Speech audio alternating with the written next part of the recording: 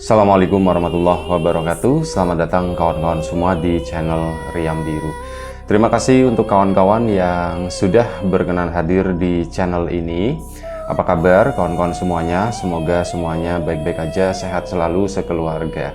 Nah, pada kesempatan kali ini ada satu cerita datang dari Mbak Irni. Cuman Mbak Irni ini menceritakan tentang satu pengalaman horor yang pernah dialami oleh masnya atau kakaknya. Itu namanya Mas Sagito, biasa dipanggil Mas Ito. Nah, Mbak Irni itu menceritakan pengalaman Mas Ito sekitar tahun 2011. Jadi pada saat itu ada satu kejadian horor yang pernah dialami oleh Mas Ito tadi saat dia baru pulang kerja. Jadi di tahun 2011 itu Mas Ito udah bekerja di suatu tempat gitu ya, di sebuah perusahaan. Nah, biasanya Mas Ito itu pulang pergi itu naik sepeda motor. Dan sebelumnya waktu itu kalau nggak salah udah sekitar setahun setengah lah Mas Ito bekerja di tempat tersebut. Dia pulang pergi naik motor itu nggak pernah ada hambatan yang berarti. Memang pernah ngalamin yang namanya ban bocor atau apa kayak gitu ya, itu pernah. Tapi ya sambil pulang begitu kan, atau sambil berangkat itu dituntun, didorong sepeda motornya, nyari tukang tambal ban, masalah selesai. Nah, kali ini pada suatu malam Mas Ito itu bekerja seperti biasa ya, dan kebetulan waktu itu memang ada lembur sampai kurang lebih sekitar jam 8 malam. Lemburlah Mas Ito di sana karena besoknya itu udah libur, entah hari Sabtu entah hari Minggu gitu ya. Pokoknya keesokan harinya itu libur. Hari itu di minggu itu hari terakhir karyawan beberapa itu disuruh lembur, termasuk Mas Ito tadi. Mas Ito pun akhirnya lembur di sana. Dan itu tadi karena alasan keesokan paginya libur, jadi ya santai-santai lah pulangnya begitu ya. Udahlah temannya satu pamitan, pulang dulu ya, iya gitu, ke sana pulang. Tok pulang dulu ya, ya yang lain pulang. Mas Ito masih di situ sama salah satu temannya, berdua lah. Ini lagi ngobrol serius, lagi ngobrol-ngobrol ya, intinya curhat-curhatan lah. Mas Ito diajak curhat, diajak ngedengerin gitu. Jadi ya sudah, ndak apa-apa gitu kan, santai sambil ngerokok. Sampai akhirnya mungkin sekitar jam setengah 10 malam. Setengah 10 malam, ini si temannya kayak mungkin udah capek atau bagaimana, itu bilang, "Tok, udah malam yuk, pulang yuk," katanya gitu. Oh ya udah, yuk pulang. Akhirnya apa? Mereka pun pulang dan lokasi parkiran mereka itu beda. Ya udah salam perpisahan begitu ya. Udah sampai ketemu ya. Iya ya, hati-hati di jalan, intinya seperti itu. Nah, ini si temannya ke tempat parkiran yang tempat dia parkir. Nah, Mas Ito sendiri itu ke tempat yang lainnya. Jadi masih di seputaran kantor atau seputaran gudang tersebut, cuman beda titik ya, kayak ujung sama ujung. Mas Ito sendiri waktu itu masih berbenah. Dia yang rapiin inilah barang-barangnya, belum pakai helm segala macam. Sementara temannya tadi itu udah, "Tok duluan ya," kayak gitu. Udah seperti itu. Akhirnya apa? Ya sudah, temannya itu pergi. Nah, di situ kan masih ada penjaga ya, masih ada satpam. Mas Ito pun ya tenang, nggak ada perasaan gimana-gimana, sampai akhirnya dia udah pakai helm segala macam. Motornya dinyalain, ternyata motornya itu nggak bisa jalan. Mesinnya itu mati total, bener-bener aduh gitu kan ya, Mas Itonya aduh mati gitu ya, mesin mati, gimana ini ya gitu ya. Wah, udah dicobain jeglak, tetap aja ndak mau jalan sampai dibongkar. Nah, dibantuin sama si Mas Satpam ini. Mas Satpam pun bantuin waktu itu, cuman ya begitu, ndak tahu yang rusak itu apanya. Mas Ito juga nggak terlalu menguasai itu ya, bidang otomotif, terutama untuk motor gitu dan sebagainya. Motor-motor kesini tahun 2011.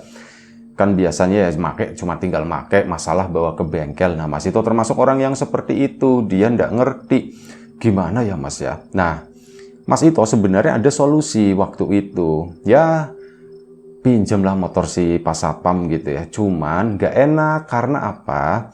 Si Mas Satpam tadi motornya itu baru ngambil kredit, platnya belum keluar. Masa iya aku tega minjem motor baru seperti itu? Yang ada pasti si Mas Satpamnya bakalan keberatan. Akhirnya ya sudahlah, mau gimana lagi, kata Mas Ito. Mas Satpam itu sempat nawarin sebenarnya, Mas Ito mau pakai motor saya, cuman karena itu tadi ada perasaan ndak enak. Sudah Mas, nggak usah Mas, gampang. Ini yang penting gini aja, saya nitip motor di sini ya, nanti besok tak bawa ke bengkel, kata si Mas Ito. Loh, sampean pulangnya gimana? Gampang, kata si Mas Ito. Udah gampang, kata Mas Ito, santai aja. Gak apa-apa ini Mas, ndak apa-apa, mau tak anterin pulang, ndak usah. Mas Ito itu termasuk orang yang gak enakan, yaitu tadi mau minjem motornya terlalu baru, ndak enak gitu ya. Terus ditawarin mau dianterin sama si Mas Satpam juga, aduh ngerepotin dia nanti. Soalnya apa? Kalau dia nganterin artinya dia ninggalin kantor, dan ninggalin kantor itu artinya tidak bertanggung jawab. Nah, takutnya itu masalah jadi besar. Siapa tahu saat Mas Satpam tadi nganterin Mas Ito pulang, terjadi apa-apa di kantor atau di gudang tersebut, pasti yang disalahkan itu si Satpam. Dan itu ndak enak lah, itu terlalu beresiko. Jadi ndak usah Mas, beneran ndak usah. Ndak apa-apa Mas, ndak apa-apa. Dah, saya titip motor aja di sini, saya pulang sendiri. Ya udah Mas, beneran ya, katanya. Iya bener, udah santai aja, sampean udah ngebantuin kok, terima kasih. Sudah kan, akhirnya Mas Ito pun pulang. Dia bingung, angkot ndak ada, nggak ada yang lewat situ. Tukang ojek buru-buru ndak ada gitu ya. Jalanan itu sepi. Udahlah, jalan kaki aja, pikirnya si Mas Ito begitu. Akhirnya Mas Ito memutuskan buat jalan kaki. Jarak yang ditempuh itu lumayan cukup jauh gitu ya. Jadi dari, ya mungkin waktu itu udah sekitar jam 10 malam ya, Mas Ito jalan kaki, dan waktu itu udah sempet ngontek orang di rumah. Termasuk Mbak Irni, ngonteknya tuh ke Mbak Irni. Mas pulangnya agak telat, cuman Mas Ito bilangnya ini aku lagi ketemu sama temen, bilangnya tuh seperti itu, nggak bilang motornya macet dan sebagainya gitu ya. Nggak mau ngerepotin orang di rumah juga. Akhirnya sudah, Mas Ito pun bersabar, dia jalan kaki dari tempat kerjanya menuju ke rumahnya sana. Jaraknya nggak disebutkan ya berapa kilometer gitu. Tapi kemungkinan ya untuk jalan kaki lumayan cukup jauh ya. Pikirnya Mas Ito waktu itu, lah malam ini adem gitu ya. Lagian ini kan misalkan malam minggu, keesokan harinya kan libur. Jadi jalan itu masih lumayan cukup ramai di jam segitu. Akhirnya apa? Udah, Mas Ito pun jalan ke sana sambil nikmati malam, nggak dipikir pusing. Lapar berhenti makan sejenak, makan jajanan apa gitu ya. Terus nanti lanjut lagi jalan.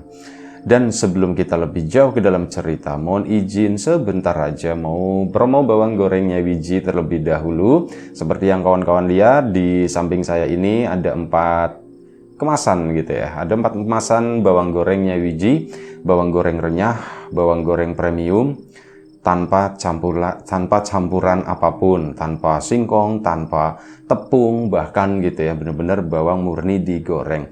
Nah, untuk kawan-kawan kemarin yang sudah sempat memesan bawang gorengnya, ditunggu pesanannya sampai di rumah. Beberapa mungkin tertunda karena alasan pengiriman dan sebagainya, mohon maaf gitu ya. Mohon bersabar, tapi bakalan sampai semua insya Allah. Terima kasih untuk yang sudah memesan, dan untuk kawan-kawan mungkin yang belum sempat memesan, belum sempat nyobain gitu ya, ya monggo dicobain bawang gorengnya, ditunggu pesanannya. Itu aja. Kita lanjut lagi cerita dari Mbak Irni tentang pengalamannya Mas Sagito itu, atau Mas Ito. Mas Ito jalan kaki nyusurin jalan raya yang masih ramai. Singkat cerita, mungkin ya memang udah jaraknya itu lumayan cukup jauh waktu itu. Entah jam berapa Mas Ito tuh nggak tahu. Mungkin kalau dipikir-pikir, kalau dirasa-rasa itu udah hampir 1 jam lah. Mas Ito itu jalan nyusurin itu jalanan ini ya, jalanan yang dilewatin itulah jalanan raya dan sebagainya, belok-belok masuk gang ketemu jalan raya lagi, pokoknya jalan-jalan pintas gitu. Sampai akhirnya Mas Ito itu memasuki, mungkin jaraknya antara tempat tersebut dan rumahnya Mas Ito itu kurang dari 1 kilometer. Jadi udah memasuki area perkampungannya. Cuman area perkampungan Mas Ito itu nggak langsung berada di pinggiran jalan raya. Jalan raya itu bukan jalan raya yang gede banget ada trotoarnya kayak gitu tuh bukan. Melainkan jalan raya yang samping kanan kirinya itu masih ada kebonan, ada sawah-sawah begitu ya, nanti kebonan lagi, terus nanti ada kantor dinas apa, dinas pertanian atau apa seperti itu ya. Daerah itu masih relatif lumayan cukup sepi. Ya sudah, Mas Ito nggak ada rasa takut, nggak ada rasa apa gitu ya. Yang dipikirin itu ya hal-hal itu, mikirin satpamnya, terus iya ya kenapa aku nggak minta dianterin aja ya, lumayan cukup capek juga, tapi nggak apa-apa. Kapan lagi aku menikmati malam seperti ini, itu untuk menghibur diri Mas Ito itu begitu. Dan akhirnya di satu titik di sana, ini ada area persawahan begitu ya. Nah, di pinggir-pinggir jalan itu kan ada pohon-pohon, entah pohon mahoni atau entah apa yang ditanam-tanam pinggir jalan itu loh. Nah, ini di bawah salah satu pohon, di jarak yang mungkin masih lumayan cukup jauh, sekitar 30 meteran, Mas Ito ngelihat ada sesuatu di bawah pohon tersebut. Apa ya? Itu kan gelap ya di sana, memang gelap-gelapan. Ada lampu jalan, cuman jaraknya itu lumayan cukup jauh-jauh. Nah, itu di area yang gelap tadi di bawah pohon. Itu apa ya? Kotak-kotak besar begitu ya.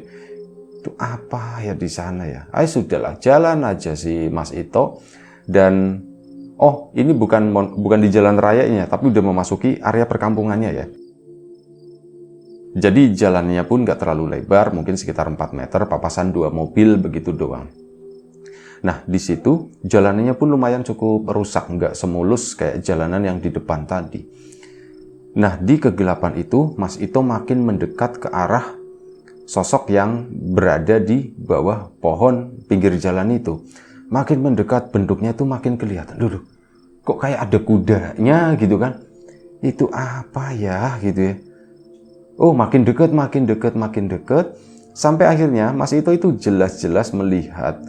Yang dilihat itu adalah sebuah dokar atau sebuah delman gitu. Hah? Ada dokar, ada delman.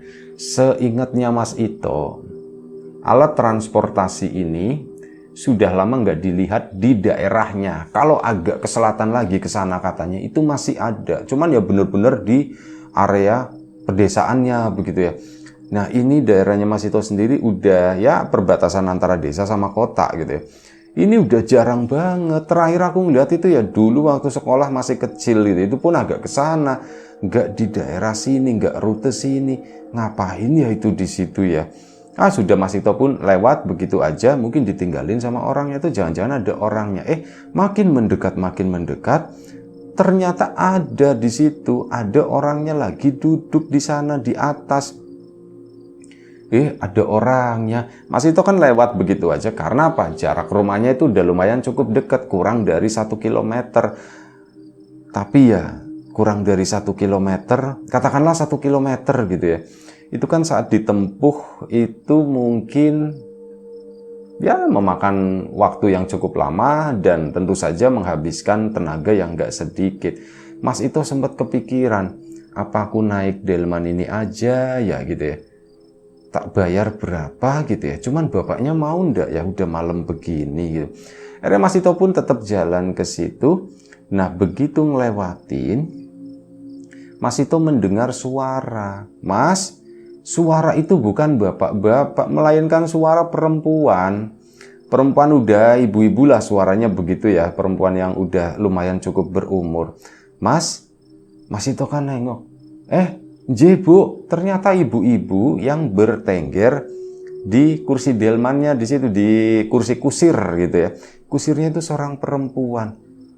Bu, Mas mau dianterin, kata si ibu tadi. Nah Mas Ito kan tadi sempat kepikiran. Emang enggak apa-apa Bu gitu kan. Nah si ibu tadi mendekat dari ujung kanan tempat duduk dia, bergeser ke kiri mendekat ke arahnya si Mas Ito tadi. Mas Ito pun berhenti dan mendekat ke sana. Emang enggak apa-apa Bu? emang ibu boleh mau gitu nganterin saya? Ya sudah, ndak apa-apa mas, kalau masnya memang mau naik, ayo tak anterin pulang sampai ke rumah. Rumahnya di mana mas?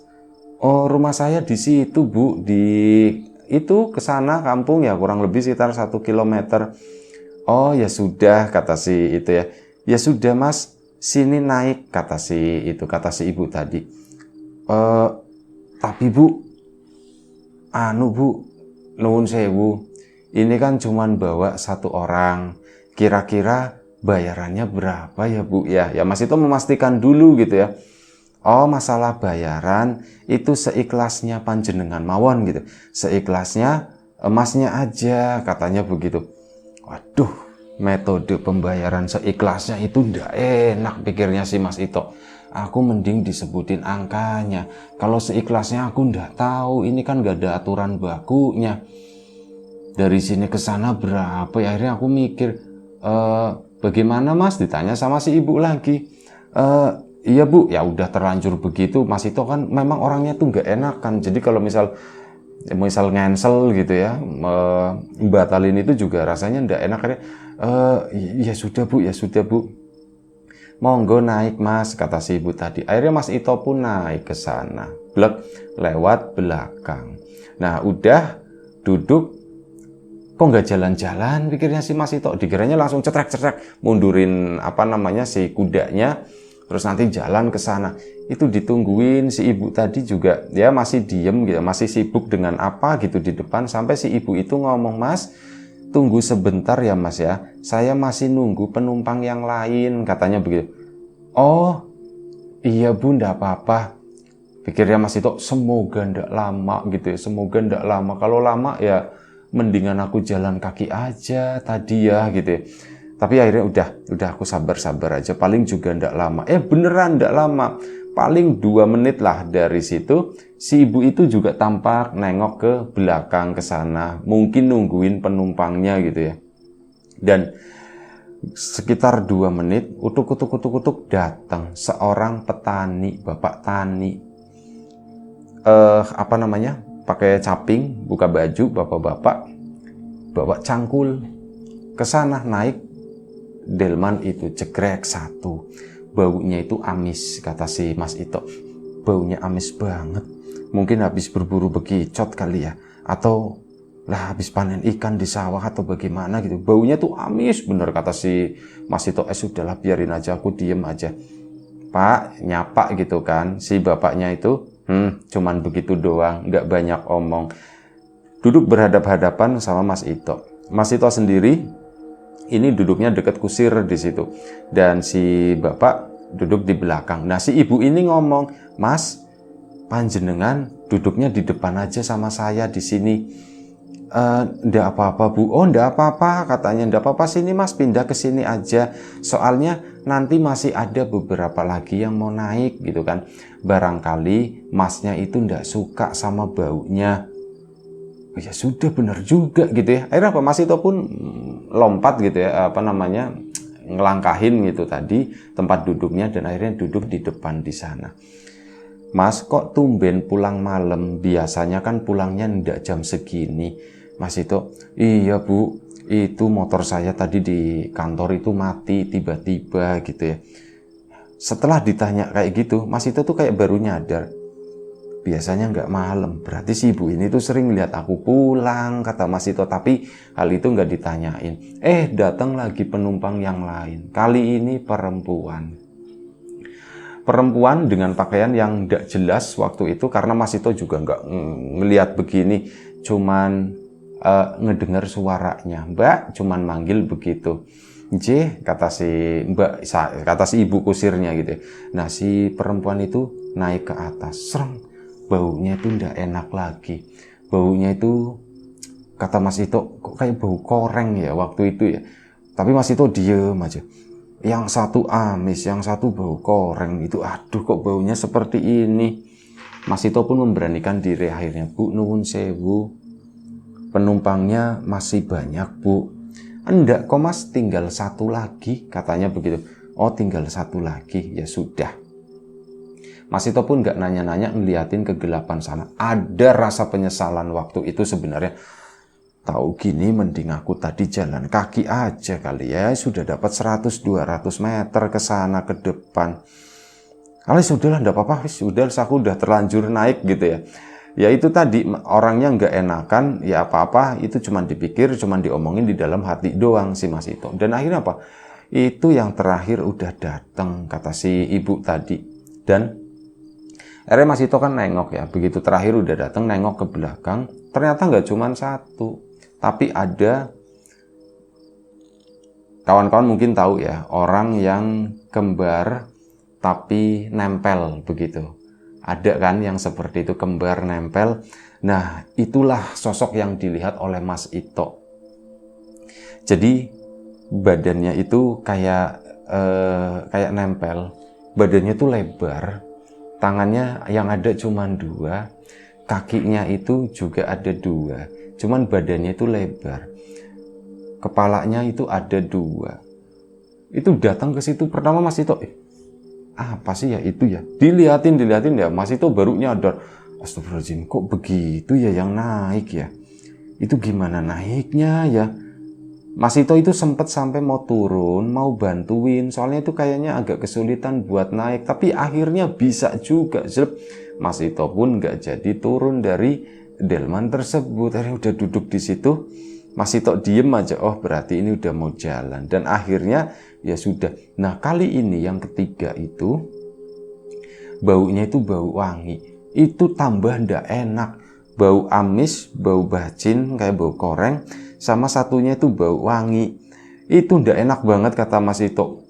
Ngewel-ngewel bau seperti itulah, bikin kepala lumayan cukup pusing. Tapi sudah ndak apa-apa, delman jalan, bau itu kan nanti ke belakang gitu ya. Akhirnya apa? Sudah, delman itu pun dijalanin.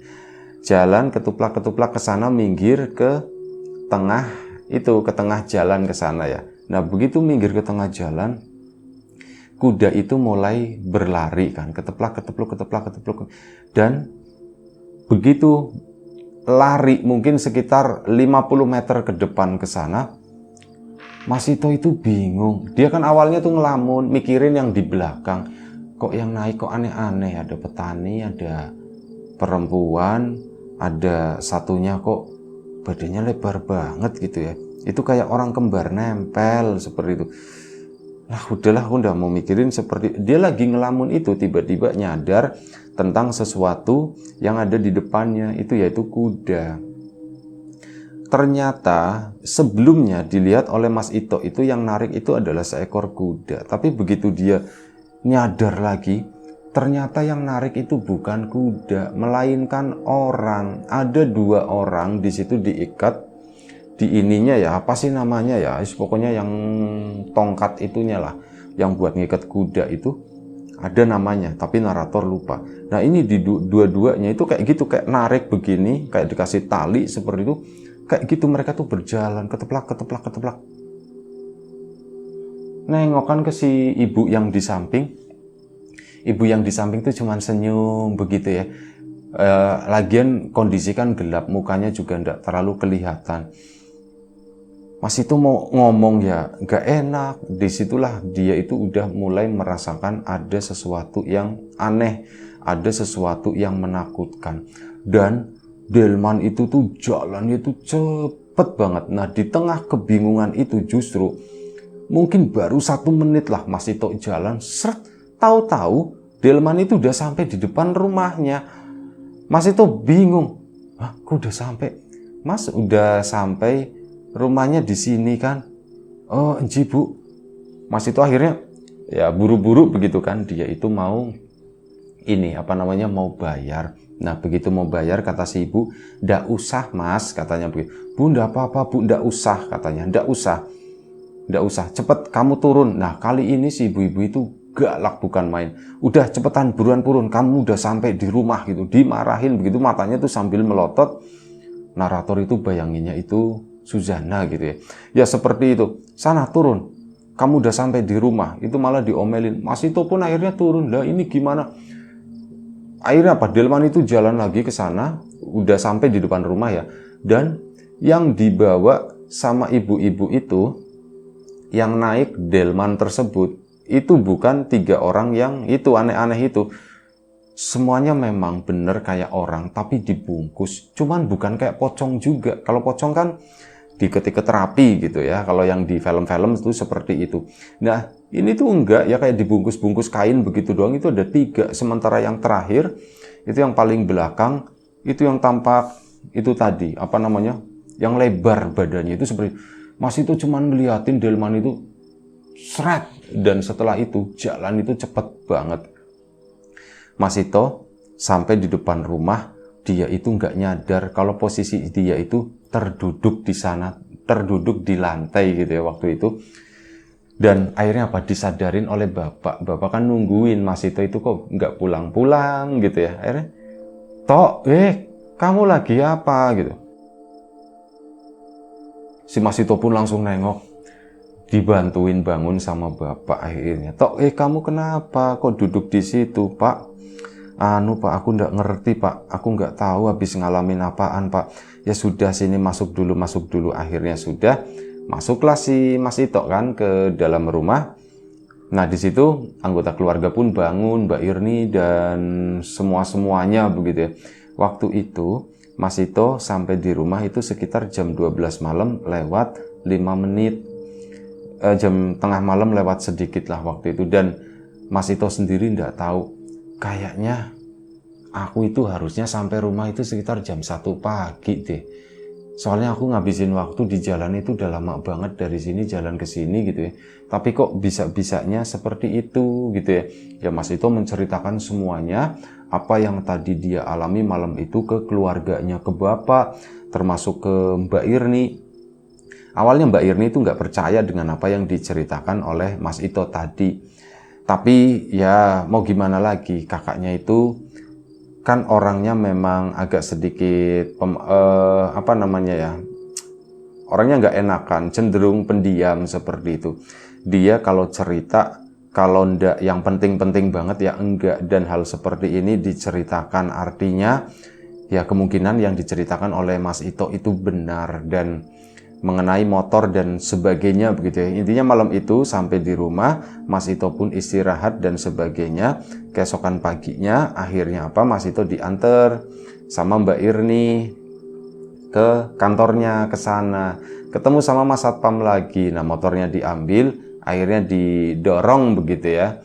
Mbak Irni juga ndak bisa mancal gitu sepeda motor, repot. Akhirnya didorong sama si Mas Ito tadi, dimasukin ke bengkel dan diberes-beresin semuanya, ditungguin sama Mbak Irni juga. Akhirnya motornya pun bisa jalan lagi, selesai. Ya begitu berangkat kerja cerita sama si Mas Satpam, Mas aku semalam kemarin ngalamin begini ya Mas. Mau sampean sih tak tawarin pakai motor. Ya saya ndak enak Mas, sampean kan motor masih baru, plat aja itu masih warna merah begitu tulisannya. Saya ndak enak Mas gitu kan. Lah sampean itu ndak enakan katanya begitu ya. Akhirnya sudah, ceritanya berakhir sampai di situ aja. Cerita dari Mas Sagito dari yang diceritakan oleh Mbak Irni. Ya itu aja, terima kasih Mbak Irni atas ceritanya. Kawan-kawan di rumah juga terima kasih banyak atas support dan dukungannya apapun itu.